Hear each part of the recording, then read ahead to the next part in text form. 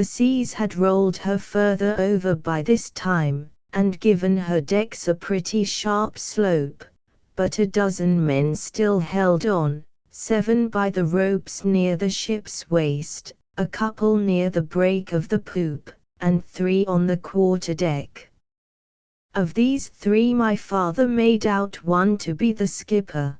Close to him clung an officer in full regimentals. His name, they heard after, was Captain Duncanfield, and last came the tall trumpeter, and if you'll believe me, the fellow was making shift there, at the very last, to blow God Save the King.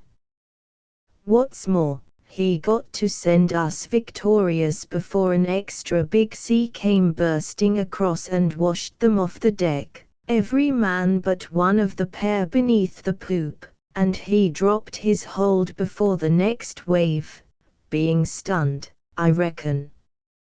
The others went out of sight at once, but the trumpeter, being, as I said, a powerful man as well as a tough swimmer, rose like a duck, rode out a couple of breakers, and came in on the crest of the third. The folks looked to see him broke like an egg at their very feet, but when the smother cleared, there he was, lying face downward on a ledge below them, and one of the men that happened to have a rope round him, I forget the fellow's name, if I ever heard it, jumped down and grabbed him by the ankle as he began to slip back. Before the next big sea, the pair were hauled high enough to be out of harm, and another heave brought them up to grass. Quick work, but Master Trumpeter wasn't quite dead, nothing worse than a cracked head and 3 staved ribs. In 20 minutes or so they had him in bed, with the doctor to tend him. Now was the time, nothing being left alive upon the transport, for my father to tell of the sloop he'd seen driving upon the Manacles. And when he got a hearing, though the most were set upon salvage, and believed a wreck in the hand, so to say, to be worth half a dozen they couldn't see, a good few volunteered to start off with him and have a look. They crossed Lowland Point, no ship to be seen on the Manacles nor anywhere upon the sea. 1 or 2 was for calling my father a liar. "Wait till we come to Dean Point," said he. Sure enough, on the far side of Dean Point they found the sloop's mainmast washing about with half a dozen men lashed to it, men in red jackets, every mother's son drowned and staring, and a little further on, just under the Dean, 3 or 4 bodies cast up on the shore, one of them a small drummer boy, side drum and all, and nearby part of a ship's gig, with HMS Primrose cut on the sternboard. From this point on the shore was littered thick with wreckage and dead bodies, the most of them Marines in uniform, and in Gardrevy Cove, in particular, a heap of furniture from the captain's cabin, and among it a watertight box, not much damaged, and full of papers, by which, when it came to be examined, next day, the wreck was easily made out to be the Primrose of 18 guns, outward bound from Portsmouth, with a fleet of transports for the Spanish War, 30 sail, I've heard, but I've never heard what became of them. Being handled by merchant skippers, no doubt they rode out the gale, and reached the Tagus safe and sound. Not but what the captain of the Primrose, mine was his name, did quite right to try and club-hole his vessel when he found himself under the land, only he never ought to have got there, if he took proper soundings. But it's easy talking. The Primrose, sir, was a handsome vessel, for her size one of the handsomest in the king's service, and newly fitted out at Plymouth Dock. So the boys had brave pickings from her in the way of brass work, ship's instruments, and the like, let alone some barrels of stores not much spoiled. They loaded themselves with as much as they could carry, and started for home, meaning to make a second journey before the preventive men got wind of their doings, and came to spoil the fun. "Hullo," says my father, and dropped his gear, "I do believe there's a leg moving," and running for, he stooped over the small drummer boy that I told you about. The poor little chap was lying there, with his face a mass of bruises, and his eyes closed, but he had shifted one leg an inch or two, and was still breathing. So my father pulled out a knife, and cut him free from his drum, that was lashed onto him with a double turn of manila rope, and took him up and carried him along here to this very room that we're sitting in. He lost a good deal by this, for when he went back to fetch the bundle he'd dropped, the preventive men had got hold of it, and were thick as thieves along the foreshore, so that 'twas only by paying one or two to look the other way that he picked up anything worth carrying off, which you'll allow to be hard, seeing that he was the first man to give news of the wreck. Well, the inquiry was held, of course, and my father gave evidence, and for the rest they had to trust to the sloop's papers, for not a soul was saved besides the drummer boy, and he was raving in a fever, brought on by the cold and the fright. And the seamen and the 5 troopers gave evidence about the loss of the Dispatch. The tall trumpeter, too, whose ribs were healing, came forward and kissed the book, but somehow his head had been hurt in coming ashore, and he talked foolish-like, and 'twas easy seen he would never be a proper man again. The others were taken up to Plymouth, and so went their ways, but the trumpeter stayed on in Coverack, and King George, finding he was fit for nothing, sent him down a trifle of a pension after a while, enough to keep him in board and lodging, with a bit of tobacco over. Now the first time that this man, William Tally for he called himself, met with the drummer boy, was about a fortnight after the little chap had bettered enough to be allowed a short walk out of doors, which he took, if you please, in full regimentals. There never was a soldier so proud of his dress. His own suit had shrunk a brave bit with the salt water, but into ordinary frock and corduroy he declared he would not get, not if he had to go naked the rest of his life. So my father, being a good-natured man, and handy with the needle, turned to and repaired damages with a piece or two of scarlet cloth cut from the jacket of one of the drowned Marines. Well, the poor little chap chanced to be standing, in this rig-out, down by the gate of Gunner's Meadow, where they had buried 20 and over of his comrades. The morning was a fine one, early in March month, and along came the cracked trumpeter, likewise taking a stroll. "Hullo," says he, "good morning. And what might you be doing here?" "I was a-wishin'," says the boy, "I had a pair o' drumsticks. Our lads were buried yonder without so much as a drum tapped or a musket fired, and that's not Christian burial for British soldiers." "Phut," says the trumpeter, and spat on the ground, "a parcel of Marines." The boy eyed him a second or so, and answered up, "If I'd a tav of turf handy, I'd bung it at your mouth, you greasy cavalryman, and learn you to speak respectful of your betters. The Marines are the handiest body o' men in the service.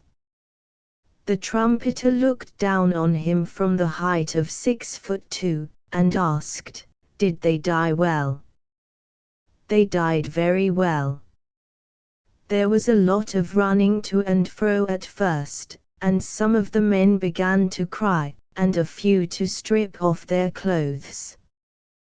But when the ship fell off for the last time, Captain Mine turned and said something to Major Griffiths, the commanding officer on board, and the major called out to me to beat to quarters.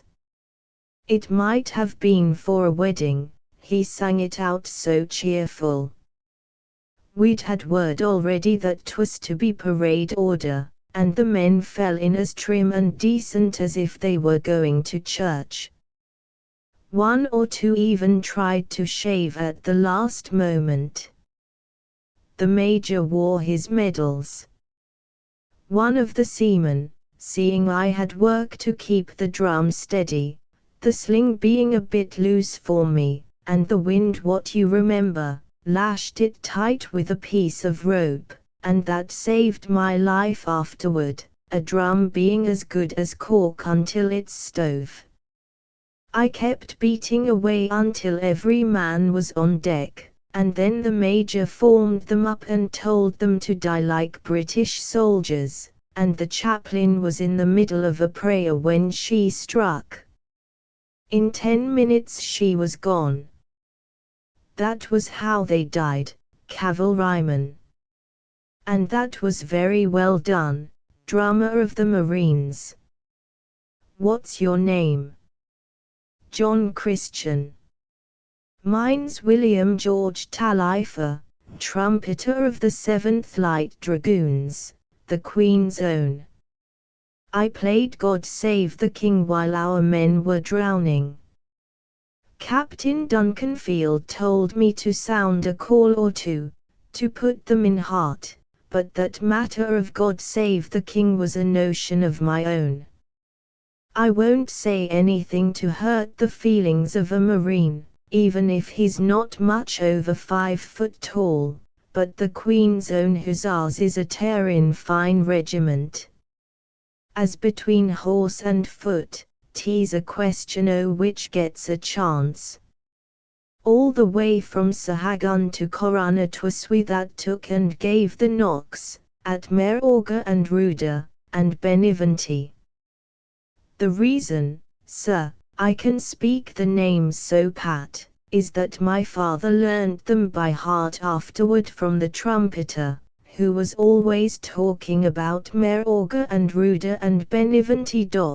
We made the rearguard, after General Paget, and drove the French every time, and all the infantry did was to sit about in wine shops till we whipped 'em out, and steal and straggle and play the tomfool in general. And when it came to a stand-up fight at Corunna, 'twas we that had to stay seasick aboard the transports, and watch the infantry in the thick o' the caper. Very well they behaved, too, specially the 4th Regiment, and the 42nd Highlanders and the dirty half-hundred. Oh, they're decent regiments, all three. But the Queen's Own Hussars is a tearin' fine regiment. So you played on your drum when the ship was going down. Drummer John Christian, I'll have to get you a new pair of sticks. The very next day the trumpeter marched into Helston, and got a carpenter there to turn him a pair of boxwood drumsticks for the boy. And this was the beginning of one of the most curious friendships you ever heard tell of. Nothing delighted the pair more than to borrow a boat off my father and pull out to the rocks where the Primrose and the Despatch had struck and sunk, and on still days 'twas pretty to hear them out there off the Manacles, the drummer playing his tattoo, for they always took their music with them, and the trumpeter practicing calls, and making his trumpet speak like an angel. But if the weather turned roughish, they'd be walking together and talking. Leastwise the youngster listened while the other discoursed about Sir John's campaign in Spain and Portugal, telling how each little skirmish befell, and of Sir John himself, and General Bed, and General Paget, and Colonel Vivian, his own commanding officer, and what kind of men they were, and of the last bloody stand-up at Corunna, and so forth, as if neither could have enough. But all this had to come to an end in the late summer, for the boy, John Christian, being now well and strong again, must go up to Plymouth to report himself. 'Twas his own wish, for I believe King George had forgotten all about him, but his friend wouldn't hold him back. As for the trumpeter, my father had made an arrangement to take him on as lodger, as soon as the boy left, and on the morning fixed for the start, he was up at the door here by 5 o'clock, with his trumpet slung by his side, and all the rest of his belongings in a small valise. A Monday morning it was, and after breakfast he had fixed to walk with the boy some way on the road toward Helston, where the coach started. My father left them at breakfast together, and went out to meet the pig, and do a few odd morning jobs of that sort. When he came back, the boy was still at table, and the trumpeter sat with the rings in his hands, hitched together just as they be at this moment. "Look at this," he says to my father, showing him the lock. "I picked it up off a starving brass worker in Lisbon, and it is not one of your common locks that one word of 6 letters will open at any time. There's genius in this lock, for you've only to make the rings spell any 6-letter word you please and snap down the lock upon that, and never a soul can open it, not the maker, even, until somebody comes along that knows the word you snapped it on. Now Johnny here's going, and he leaves his drum behind him, for, though he can make pretty music on it, the parchment sags in wet weather, by reason of the sea water getting at it, and if he carries it to Plymouth, they'll only condemn it and give him another. And, as for me, I shan't have the heart to put lip to the trumpet any more when Johnny's gone. So we've chosen a word together, and locked 'em together upon that, and, by your leave, I'll hang 'em here together on the hook over your fireplace. Maybe Johnny'll come back, maybe not. Maybe, if he comes, I'll be dead and gone, and he'll take 'em apart and try their music for old Sarkay's Sarkay. But if he never comes, nobody can separate 'em, for nobody beside knows the word. And if you marry and have sons, you can tell 'em that here are tied together the souls of Johnny Christian, drummer of the Marines, and William George Talifer, once trumpeter of the Queen's Own Hussars. Amen." With that he hung the 2 instruments upon the hook there, and the boy stood up and thanked my father and shook hands, and the pair went out of the door, toward Helston. Somewhere on the road they took leave of one another, but nobody saw the parting, nor heard what was said between them. About 3 in the afternoon the trumpeter came walking back over the hill, and by the time my father came home from the fishing, the cottage was tidied up, and the tea ready, and the whole place shining like a new pin. From that time for 5 years he lodged here with my father, looking after the house and tilling the garden.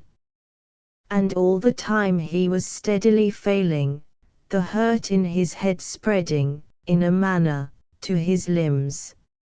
My father watched the feebleness growing on him, but said nothing. And from first to last neither spake a word about the drummer, John Christian, nor did any letter reach them, nor word of his doings. The rest of the tale you're free to believe, sir, or not, as you please. It stands upon my father's words, and he always declared he was ready to kiss the book upon it, before judge and jury. He said, too, that he never had the wit to make up such a yarn, and he defied anyone to explain about the lock, in particular, by any other tale. But you shall judge for yourself. My father said that about 3 o'clock in the morning, April 14th, of the year 14, he and William Talifer were sitting here, just as you and I, sir, are sitting now. My father had put on his clothes a few minutes before, and was mending his spiller by the light of the horn lantern, meaning to set off before daylight to haul the trammel. The trumpeter hadn't been to bed at all. Toward the last he mostly spent his nights, and his days, too, dozing in the elbow chair where you sit at this minute. He was dozing then, my father said, with his chin dropped forward on his chest, when a knock sounded upon the door, and the door opened, and in walked an upright young man in scarlet regimentals. He had grown a brave bit, and his face the color of wood ashes, but it was the drummer, John Christian. Only his uniform was different from the one he used to wear, and the figures 38 shone in brass upon his collar. The drummer walked past my father as if he never saw him, and stood by the elbow chair and said, "Trumpeter, trumpeter, are you one with me?" And the trumpeter just lifted the lids of his eyes, and answered, "How should I not be one with you, drummer Johnny, Johnny boy? If you come, I count, if you march, I mark time, until the discharge comes." "The discharge has come tonight," said the drummer, "and the word is coroner no longer." And stepping to the chimney place, he unhooked the drum and trumpet, and began to twist the brass rings of the lock, spelling the word aloud, so, coruna. When he had fixed the last letter, the padlock opened in his hand. "Did you know, trumpeter, that, when I came to Plymouth, they put me into a line regiment?" "The 38th is a good regiment," answered the old hussar, still in his dull voice. "I went back with them from Sahagun to Corunna. At Corunna they stood in General Fraser's division, on the right. They behaved well. But I'd fain see the Marines again," says the drummer, handing him the trumpet, "and you shall call once more for the Queen's Own.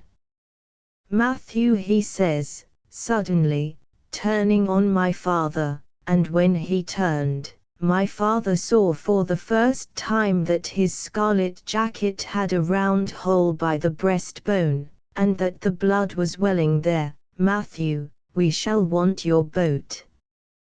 Then my father rose on his legs like a man in a dream, while the two slung on, the one his drum, and the other his trumpet. He took the lantern and went quaking before them down to the shore, and they breathed heavily behind him, and they stepped into his boat, and my father pushed off. "Row you first for Dola Point," says the drummer. So my father rowed them past the white houses of Coverack to Dola Point, and there, at a word, lay on his oars. And the trumpeter, William Talifer, put his trumpet to his mouth and sounded the reveille. The music of it was like rivers running. They will follow, said the drummer. Matthew, pull you now for the manacles. So my father pulled for the manacles, and came to an easy close outside Candu, and the drummer took his sticks and beat a tattoo, there by the edge of the reef, and the music of it was like a rolling chariot. That will do, says he, breaking off, they will follow. Pull now for the shore under Gunner's Meadow. Then my father pulled for the shore and ran his boat in under Gunner's Meadow. And they stepped out, all three, and walked up to the meadow. By the gate the drummer halted, and began his tattoo again, looking outward the darkness over the sea. And while the drum beat, and my father held his breath, there came up out of the sea and the darkness a troop of many men, horse and foot, and formed up among the graves, and others rose out of the graves and formed up, drowned marines with bleached faces, and pale hussars, riding their horses, all lean and shadowy. There was no clatter of hoofs or accoutrements, my father said, but a soft sound all the while like the beating of a bird's wing, and a black shadow lay like a pool about the feet of all. The drummer stood upon a little knoll just inside the gate, and beside him the tall trumpeter, with hand on hip, watching them gather, and behind them both, my father, clinging to the gate. When no more came, the drummer stopped playing, and said, "Call the roll." Then the trumpeter stepped toward the end man of the rank and called, "Troop Sergeant Major Thomas Irons," and the man answered in a thin voice, "Here." "Troop Sergeant Major Thomas Irons, how is it with you?" The man answered, "How should it be with me? When I was young, I betrayed a girl, and when I was grown, I betrayed a friend, and for these I must pay. But I died as a man ought. God save the King." The trumpeter called to the next man, "Trooper Henry Buckingham," and the next man answered, "Here." "Trooper Henry Buckingham, how it is with you?" "How should it be with me? I was a drunkard, and I stole, and in Lugo, in a wine shop, I killed a man. But I died as a man should. God save the King." So the trumpeter went down the line, and when he had finished, the drummer took it up, hailing the dead marines in their order. Each man answered to his name, and each man ended with "God save the King." When all were hailed, the drummer stepped backward to his mound, and called, "It is well. You are content, and we are content to join you. Wait, now, a little while." With this he turned and ordered my father to pick up the lantern, and lead the way back. As my father picked it up, he heard the ranks of the dead men cheer and call, "God save the King," all together, and saw them waver and fade back into the dark, like a breath fading off a pane. But when they came back here to the kitchen, and my father set the lantern down, it seemed they'd both forgot about him. For the drummer turned in the lantern light, and my father could see the blood still welling out of the hole in his breast, and took the trumpet sling from around the other's neck, and locked drum and trumpet together again, choosing the letters on the lock very carefully. While he did this, he said, "The word is no more Corona, but Bayonne, As you left out an N in Corunna, so must I leave out an N in Bayonne. And before snapping the padlock, he spelt out the word slowly, Bayone. After that, he used no more speech, but turned and hung the two instruments back on the hook, and then took the trumpeter by the arm, and the pair walked out into the darkness, glancing neither to right nor left. My father was on the point of following, when he heard a sort of sigh behind him, and there, sitting in the elbow chair, was the very trumpeter he had just seen walk out by the door. If my father's heart jumped before, you may believe it jumped quicker now. But after a bit, he went up to the man asleep in the chair and put a hand upon him. It was the trumpeter in flesh and blood that he touched, but though the flesh was warm, the trumpeter was dead.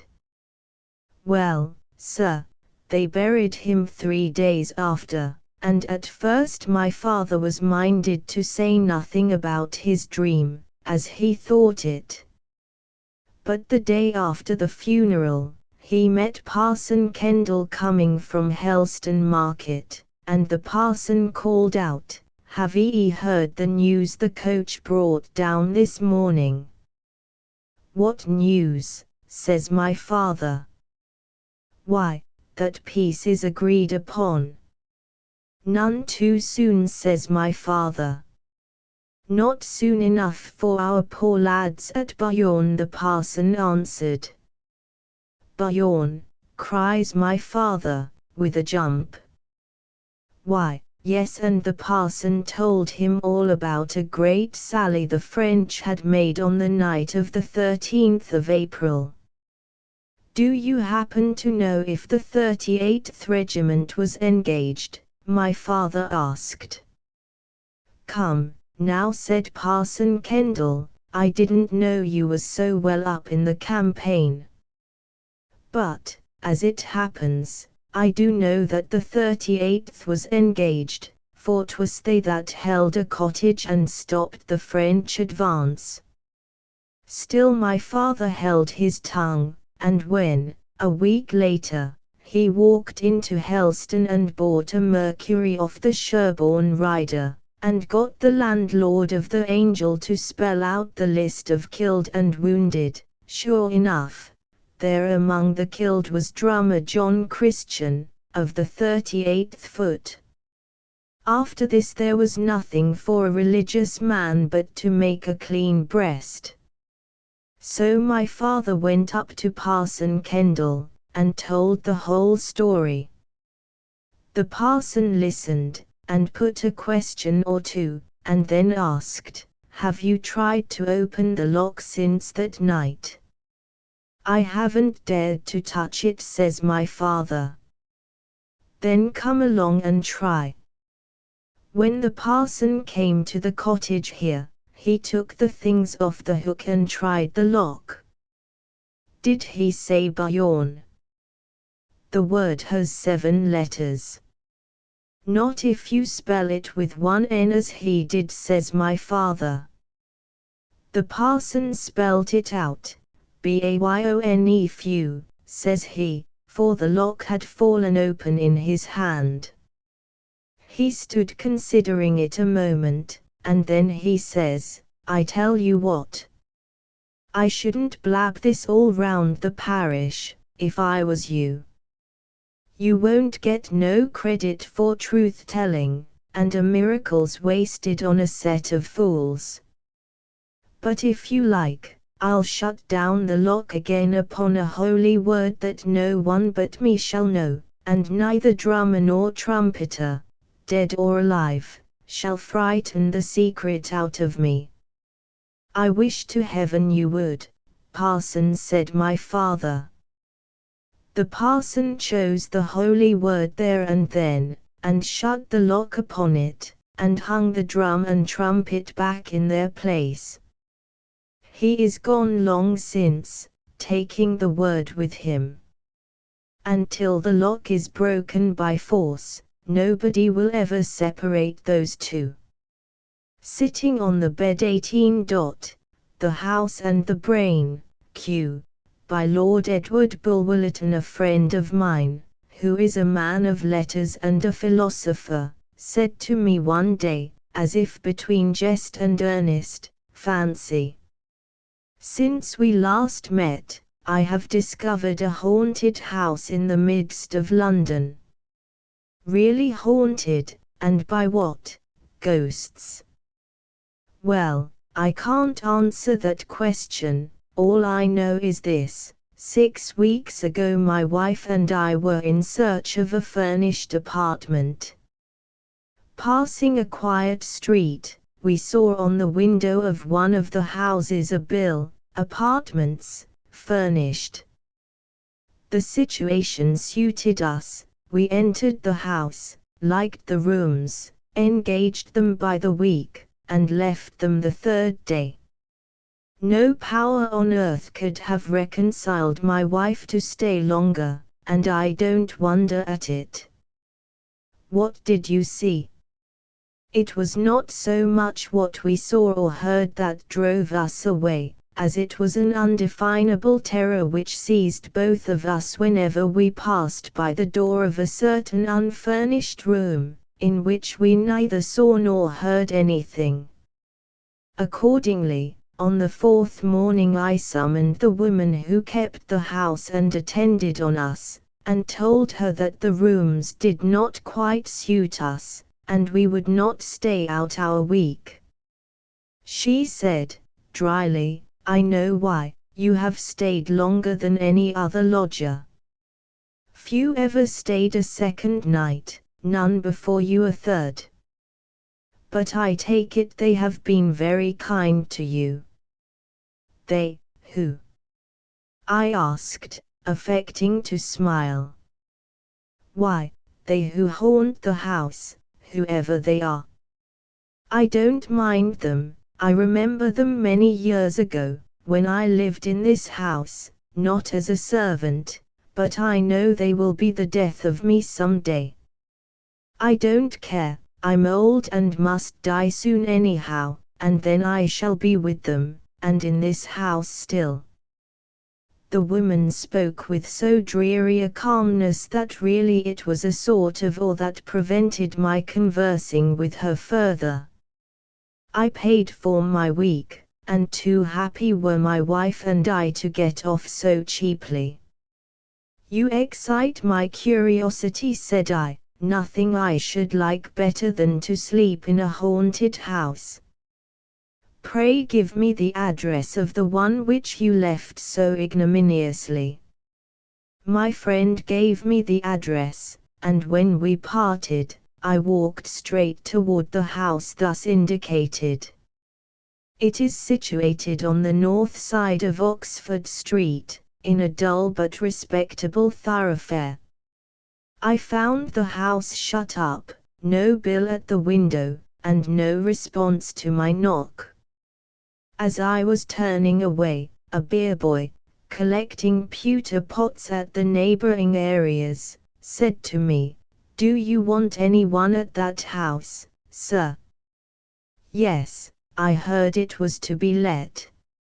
"Let?" Mr. J offered mother, who charged for him £1 a week just to open and shut the windows, and she would not. "Would not, and why?" "The house is haunted, and the old woman who kept it was found dead in her bed, with her eyes wide open. They say the devil strangled her." "Pooh, you speak of Mr. J. Is he the owner of the house?" "Yes." "Where does he live?" "In G. Street, No. I gave the potboy the gratuity earned by his liberal information, and I was lucky enough to find Mr. J. at home, an elderly man, with intelligent countenance and prepossessing manners. I communicated my name and my business frankly. I said I heard the house was considered to be haunted, that I had a strong desire to examine a house with so equivocal a reputation, that I should be greatly obliged if he would allow me to hire it, though only for a night. I was willing to pay for that privilege whatever he might be inclined to ask. Sir, said Mr. J, with great courtesy, the house is at your service, for as short or as long a time as you please. Rent is out of the question. The poor old woman who died in it 3 weeks ago was a pauper whom I took out of a workhouse, for in her childhood she had been known to some of my family, and had once been in such good circumstances that she had rented that house of my uncle. She was a woman of superior education and strong mind, and was the only person I could ever induce to remain in the house. Indeed, since her death, which was sudden, and the coroner's inquest which gave it a notoriety in the neighborhood, I have so despaired of finding any person to take charge of the house, much more a tenant, that I would willingly let it rent free for a year to anyone who would pay its rates and taxes. How long is it since the house acquired this sinister character? That I can scarcely tell you, but very many years since. The old woman I spoke of said it was haunted when she rented it between 30 and 40 years ago. I never had one lodger who stayed more than 3 days. I do not tell you their stories. To no 2 lodgers have there been exactly the same phenomena repeated. It is better that you should judge for yourself than enter the house with an imagination influenced by previous narratives. Only be prepared to see and to hear something or other, and take whatever precautions you yourself please. Have you never had a curiosity yourself to pass a night in that house? Yes. I passed not a night, but 3 hours in broad daylight alone in that house. My curiosity is not satisfied, but it is quenched. I have no desire to renew the experiment. You cannot complain, you see, sir, that I am not sufficiently candid, and unless your interest be exceedingly eager and your nerves unusually strong, I honestly add, that I advise you not to pass a night in that house. My interest is exceedingly keen, said I, and though only a coward will boast of his nerves in situations wholly unfamiliar to him, yet my nerves have been seasoned in such variety of danger that I have the right to rely on them, even in a haunted house. Mr. J. said very little more. He took the keys of his house out of his bureau, gave them to me, and, thanking him cordially for his frankness, and his urbane concession to my wish, I carried off my prize.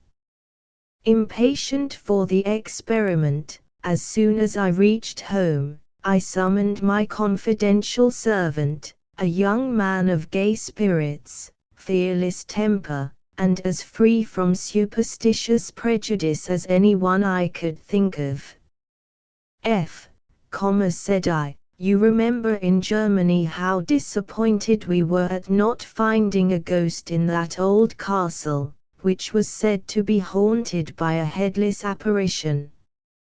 Well, I have heard of a house in London which, I have reason to hope, is decidedly haunted. I mean to sleep there tonight.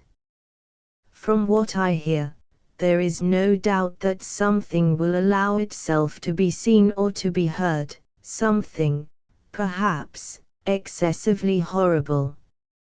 Do you think, if I take you with me, I may rely on your presence of mind, whatever may happen? Oh, sir! Pray trust me, answered F. grinning with delight. "Very well, then here are the keys of the house, this is the address. Go now, select for me any bedroom you please, and since the house has not been inhabited for weeks, make up a good fire, air the bed well, see, of course, that there are candles as well as fuel. Take with you my revolver and my dagger, so much for my weapons, arm yourself equally well, and if we are not a match for a dozen ghosts we shall be but a sorry couple of Englishmen." I was engaged for the rest of the day on business so urgent that I had not leisure to think much on the nocturnal adventure to which I had plighted my honor. I dined alone, and very late, and while dining, read, as is my habit. I selected one of the volumes of Macaulay's essays. I thought to myself that I would take the book with me. There was so much of healthfulness in the style and practical life in the subjects, that it would serve as an antidote against the influence of superstitious fancy.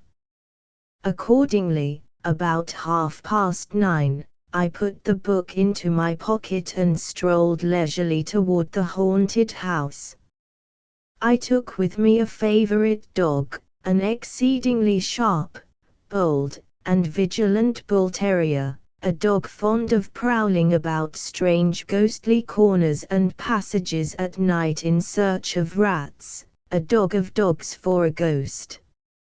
It was a summer night, but chilly, the sky somewhat gloomy and overcast.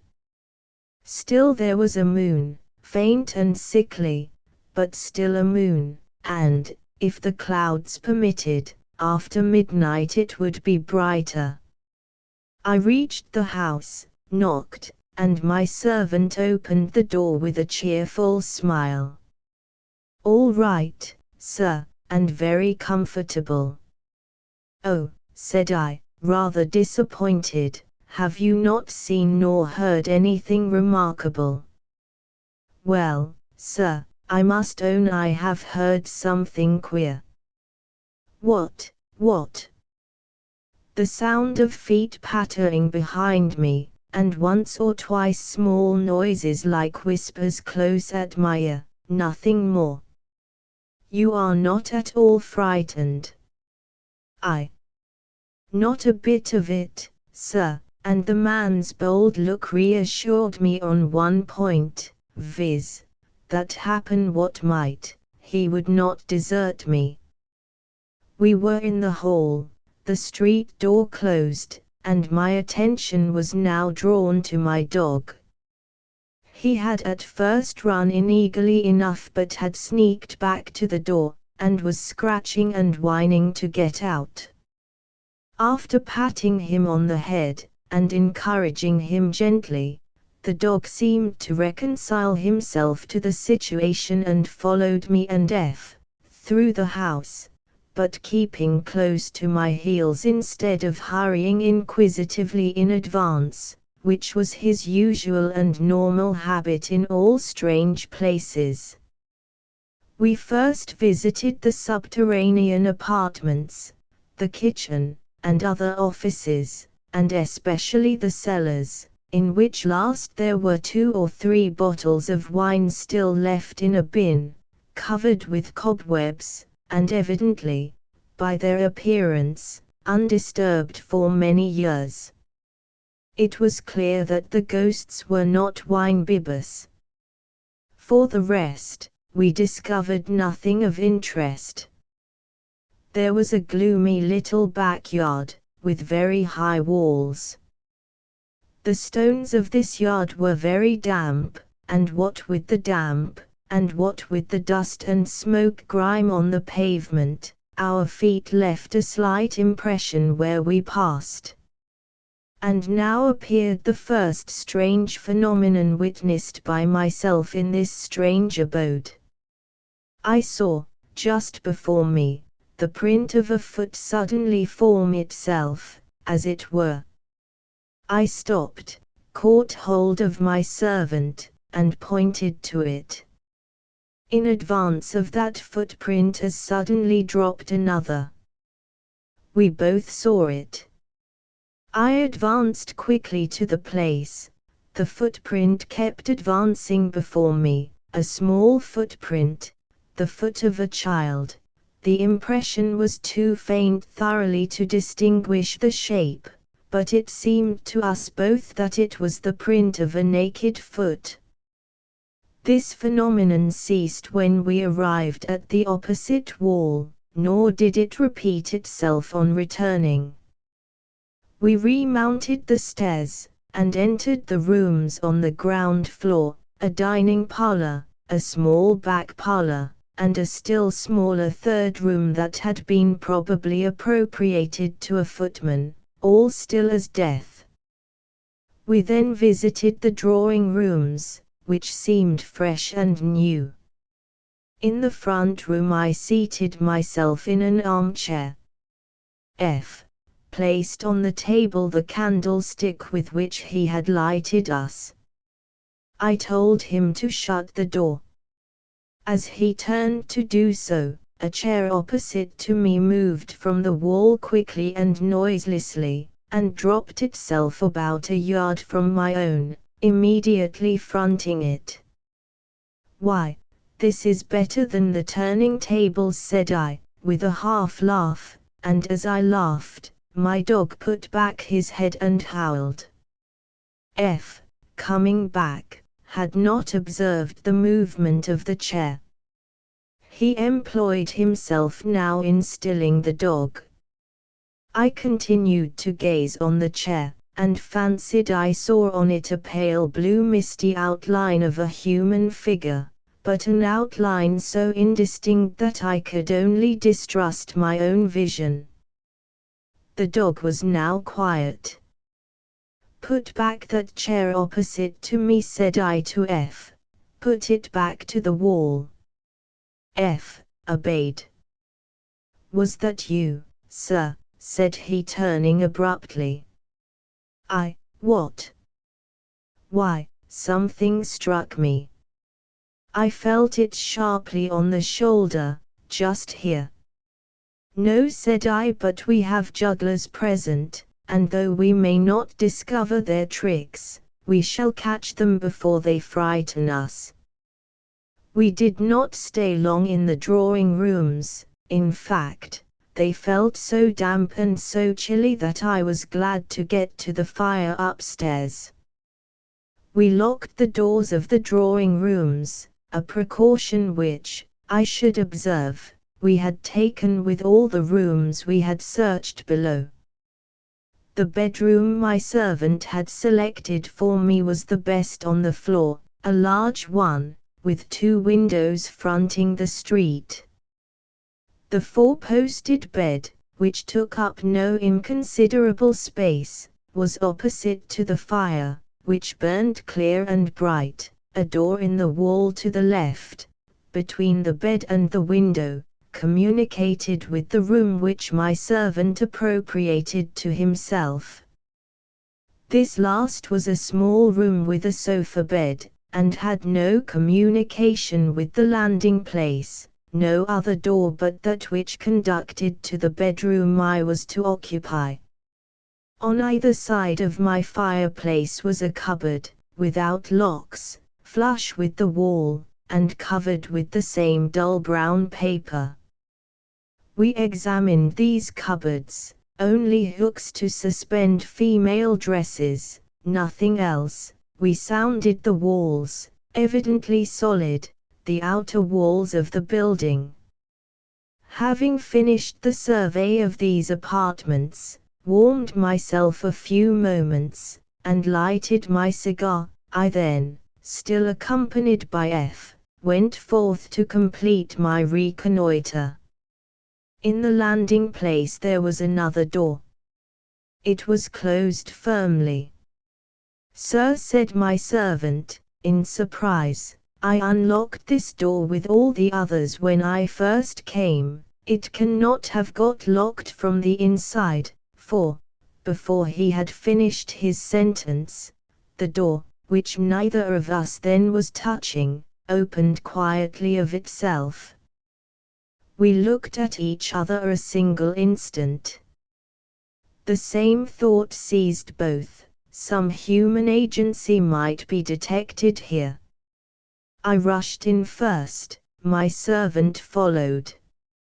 A small blank dreary room without furniture, a few empty boxes and hampers in a corner, a small window, the shutters closed, not even a fireplace, no other door but that by which we had entered, no carpet on the floor, and the floor seemed very old, uneven, worm-eaten, mended here and there, as was shown by the whiter patches on the wood, but no living being, and no visible place in which a living being could have hidden. As we stood gazing around, the door by which we had entered closed as quietly as it had before opened. We were imprisoned. For the first time I felt a creep of undefinable horror. Not so my servant. "Why, they don't think to trap us, sir. I could break that trumpery door with a kick of my foot."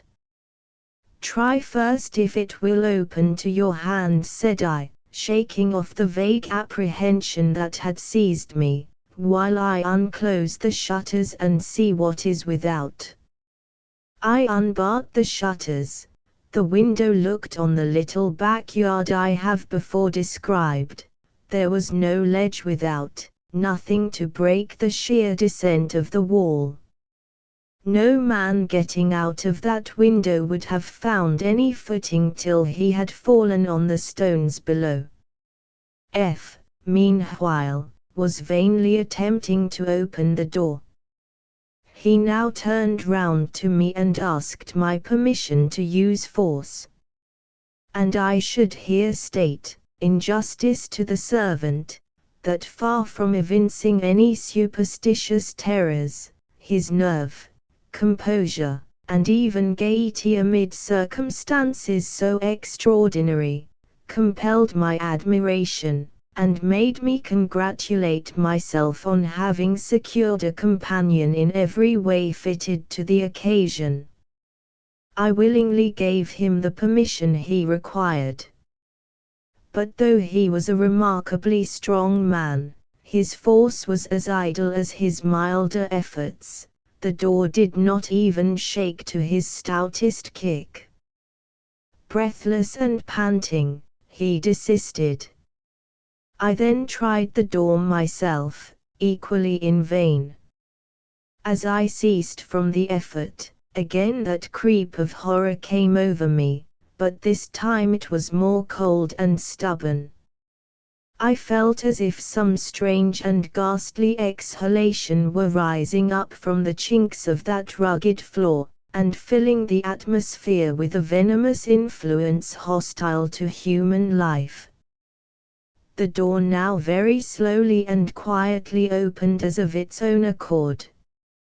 We precipitated ourselves into the landing place.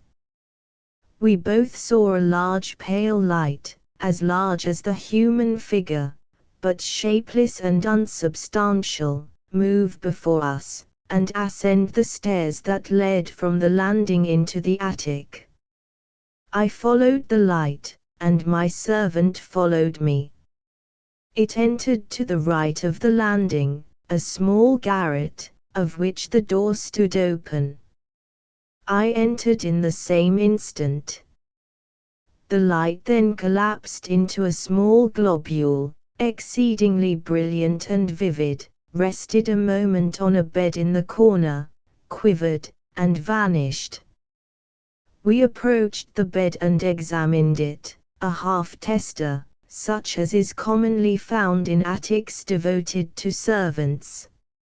On the drawers that stood near it we perceived an old faded silk handkerchief, with the needle still left in a rent half repaired. The kerchief was covered with dust. Probably it had belonged to the old woman who had last died in that house, and this might have been her sleeping room. I had sufficient curiosity to open the drawers. There were a few odds and ends of female dress, and 2 letters tied round with a narrow ribbon of faded yellow. I took the liberty to possess myself of the letters. We found nothing else in the room worth noticing, nor did the light reappear, but we distinctly heard, as we turned to go, a pattering footfall on the floor, just before us. We went through the other attics, in all 4, the footfall still preceding us. Nothing to be seen, nothing but the footfall heard. I had the letters in my hand. Just as I was descending the stairs I distinctly felt my wrist seized, and a faint soft effort made to draw the letters from my clasp. I only held them the more tightly, and the effort ceased. We regained the bedchamber appropriated to myself, and I then remarked that my dog had not followed us when we had left it. He was thrusting himself close to the fire and trembling.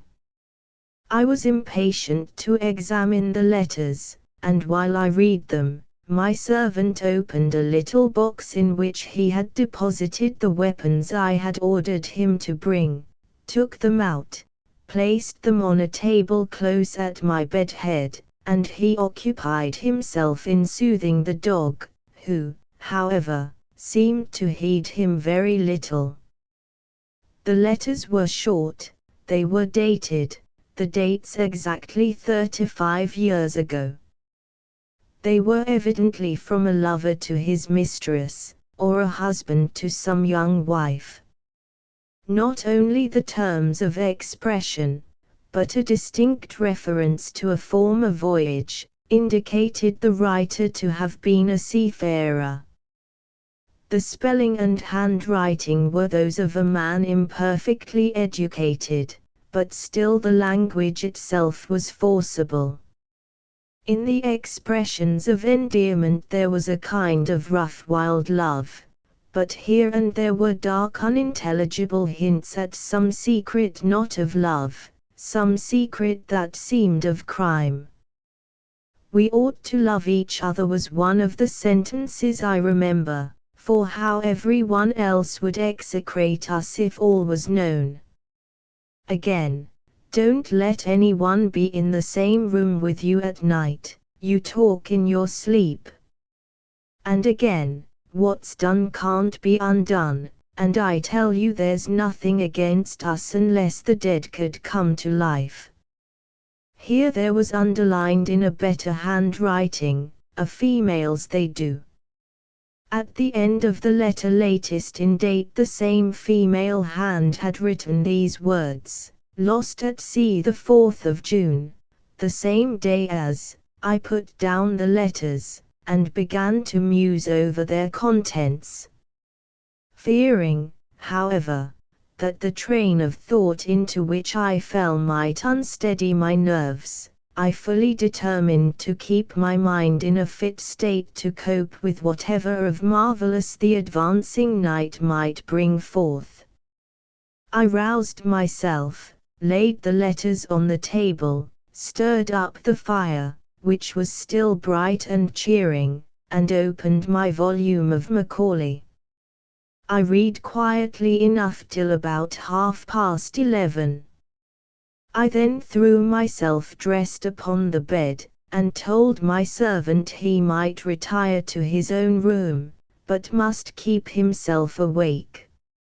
I bade him leave open the door between the 2 rooms. Thus alone, I kept 2 candles burning on the table by my bed head. I placed my watch beside the weapons, and calmly resumed my Macaulay. Opposite to me the fire burned clear, and on the hearth rug, seemingly asleep, lay the dog. In about 20 minutes I felt an exceedingly cold air pass by my cheek, like a sudden draught. I fancied the door to my right, communicating with the landing place, must have got open, but no, it was closed. I then turned my glance to my left, and saw the flame of the candles violently swayed as by a wind. At the same moment the watch beside the revolver softly slid from the table, softly, softly, no visible hand, it was gone. I sprang up, seizing the revolver with one hand, the dagger with the other. I was not willing that my weapons should share the fate of the watch. Thus armed, I looked round the floor, no sign of the watch. 3 slow, loud, distinct knocks were now heard at the bed head. My servant called out, "Is that you, sir?" "No, be on your guard." The dog now roused himself and sat on his haunches, his ears moving quickly backward and forward. He kept his eyes fixed on me with a look so strange that he concentrated all my attention on himself. Slowly, he rose up, all his hair bristling, and stood perfectly rigid, and with the same wild stare. I had not time, however, to examine the dog. Presently my servant emerged from his room, and if ever I saw horror in the human face, it was then. I should not have recognized him had we met in the street, so altered was every lineament. He passed by me quickly, saying in a whisper that seemed scarcely to come from his lips, "Run, run. It is after me." He gained the door to the landing, pulled it open, and rushed forth.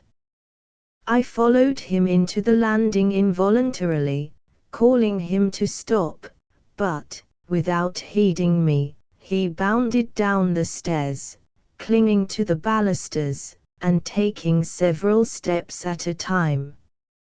I heard, where I stood, the street door open, heard it again clap to. I was left alone in the haunted house.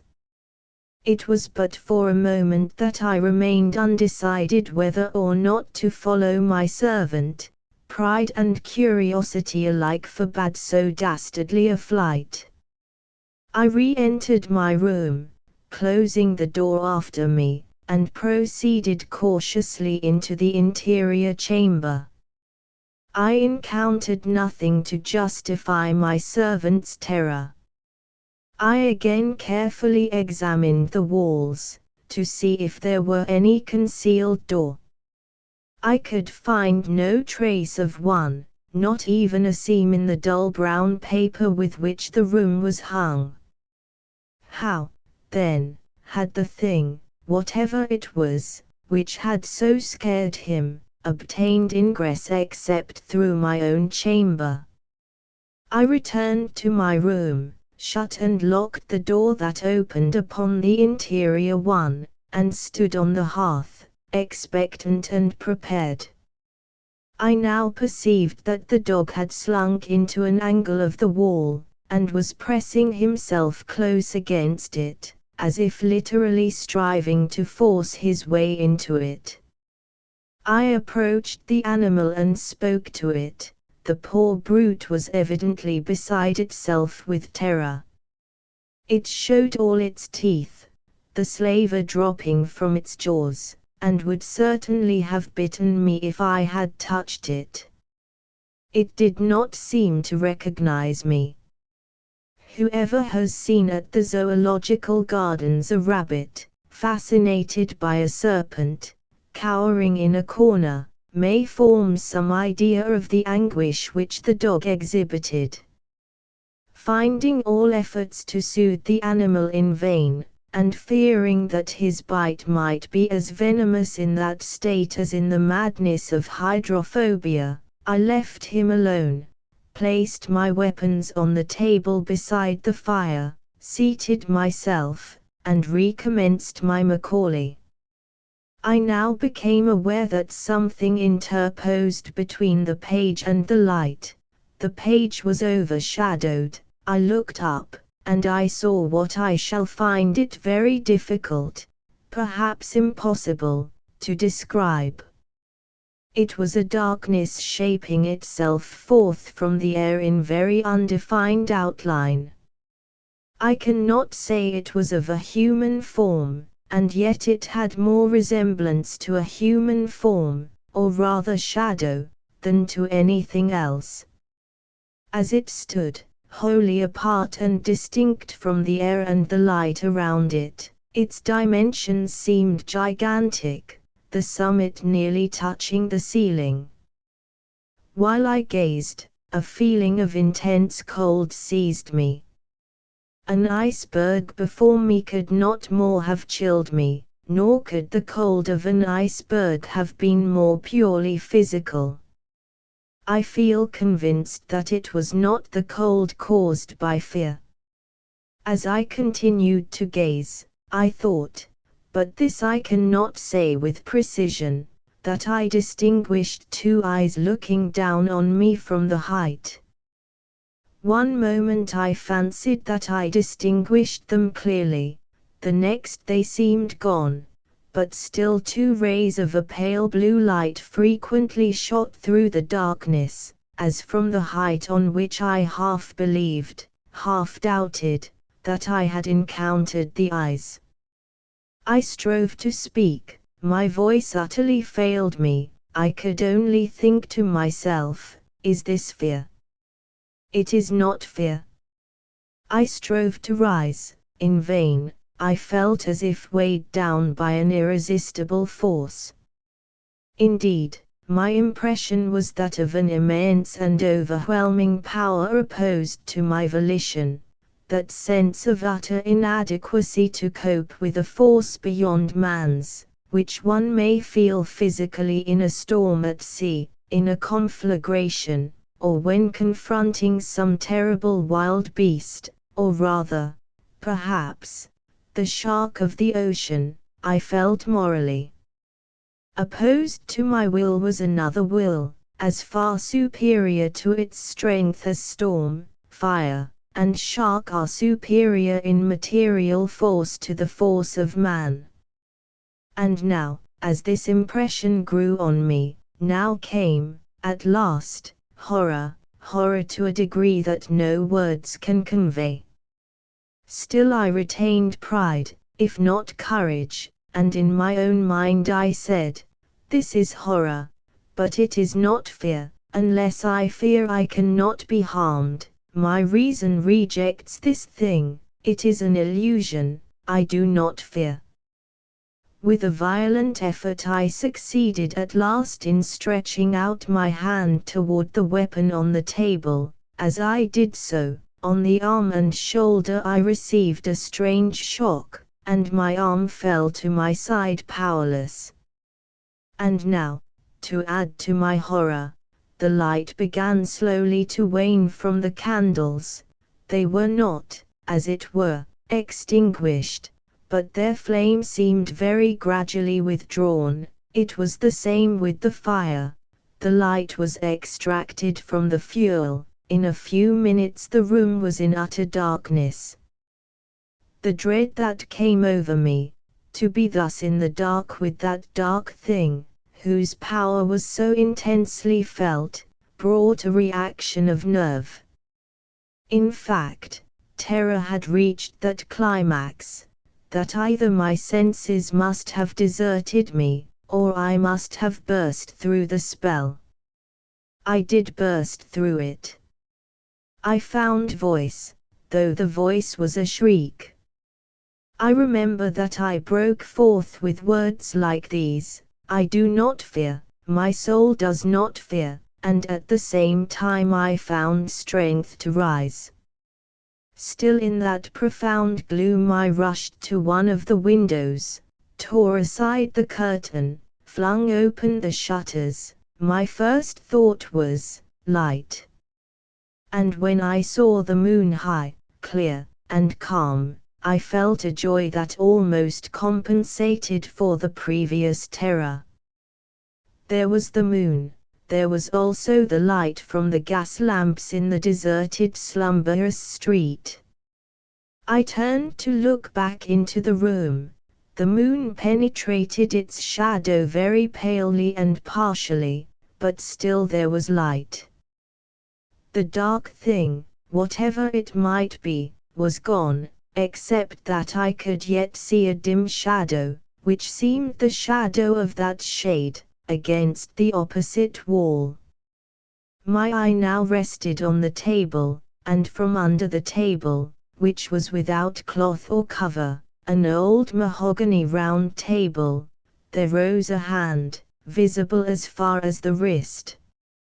It was a hand, seemingly, as much of flesh and blood as my own, but the hand of an aged person, lean, wrinkled, small, too, a woman's hand.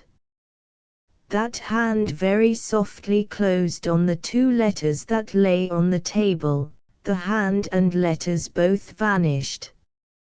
Then there came the same 3 loud measured knocks I had heard at the bedhead before this extraordinary drama had commenced. As those sounds slowly ceased, I felt the whole room vibrate sensibly, and at the far end there rose, as from the floor, sparks or globules like bubbles of light, many-colored, green, yellow, fire-red, azure. Up and down, to and fro, hither, thither, as tiny will-o'-the-wisps, the sparks moved, slow or swift, each at its own caprice. A chair, as in the drawing-room below, was now advanced from the wall without apparent agency, and placed at the opposite side of the table. Suddenly, as forth from the chair, there grew a shape, a woman's shape. It was distinct as a shape of life, ghastly as a shape of death. The face was that of youth, with a strange mournful beauty. The throat and shoulders were bare, the rest of the form in a loose robe of cloudy white. It began sleeking its long yellow hair, which fell over its shoulders. Its eyes were not turned toward me, but to the door. It seemed listening, watching, waiting. The shadow of the shade in the background grew darker, and again I thought I beheld the eyes gleaming out from the summit of the shadow, eyes fixed upon that shape. As if from the door, though it did not open, there grew out another shape, equally distinct, equally ghastly, a man's shape, a young man's. It was in the dress of the last century, or rather in a likeness of such dress, for both the male shape and the female, though defined, were evidently unsubstantial, impalpable, simulacra, phantasms, and there was something incongruous, grotesque, yet fearful, in the contrast between the elaborate finery, the courtly precision of that old-fashioned garb, with its ruffles and lace and buckles, and the corpse-like stillness of the flitting wearer. Just as the male shape approached the female, the dark shadow started from the wall, all 3 for a moment wrapped in darkness. When the pale light returned, the 2 phantoms were as if in the grasp of the shadow that towered between them, and there was a blood stain on the breast of the female, and the phantom male was leaning on its phantom sword, and blood seemed trickling fast from the ruffles, from the lace, and the darkness of the intermediate shadow swallowed them up. They were gone. And again the bubbles of light shot, and sailed, and undulated, growing thicker and more wildly confused in their movements. The closet door to the right of the fireplace now opened, and from the aperture there came forth the form of an aged woman. In her hand she held letters, the very letters over which I had seen the hand close, and behind her I heard a footstep.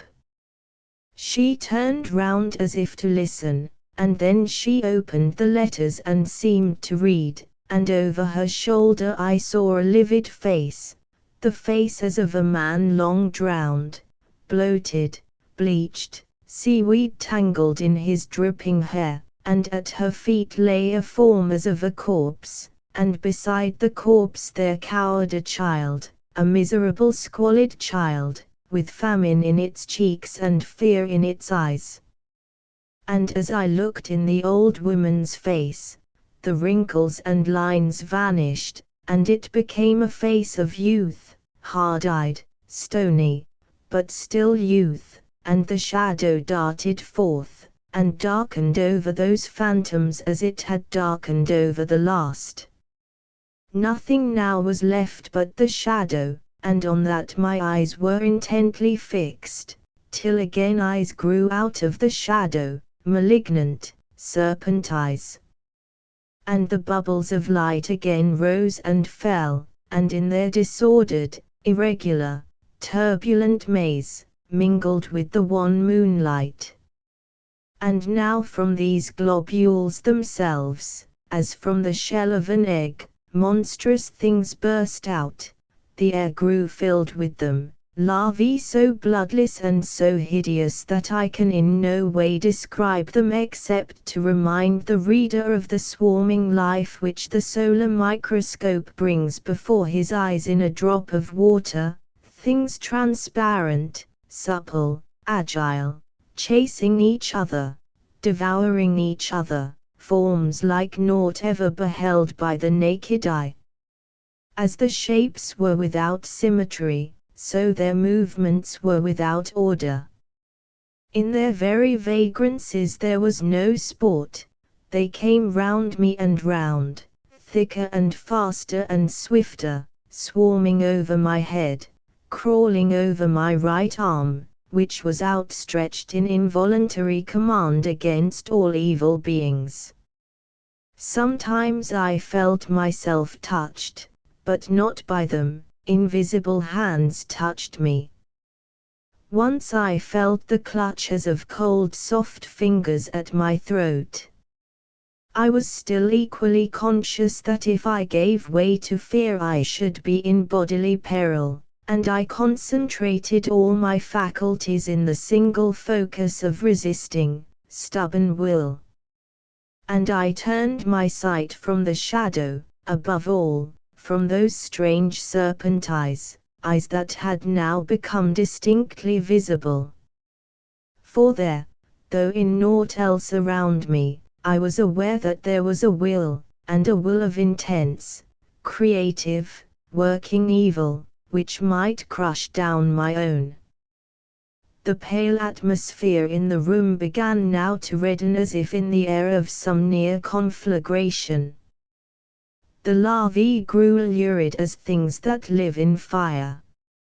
Again the moon vibrated, again were heard the three measured knocks, and again all things were swallowed up in the darkness of the dark shadow, as if out of that darkness all had come, into that darkness all returned. As the gloom receded, the shadow was wholly gone. Slowly, as it had been withdrawn, the flame grew again into the candles on the table, again into the fuel in the grate. The whole room came once more calmly, healthfully into sight. The two doors were still closed, the door communicating with the servants' room still locked.